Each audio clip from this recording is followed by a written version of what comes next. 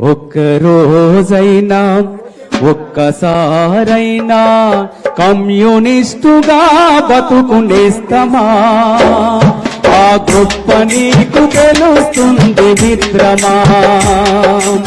ఒక్క రోజైనా ఒక్కసారైనా కమ్యూనిస్టుగా బతుకునేస్తమా? ఆ గొప్ప నీకు తెలుస్తుంది మిత్రమా. కమ్యూనిస్టుగా బతుకునేస్తమా? ఆ గొప్ప నీకు తెలుస్తుంది మిత్రమా.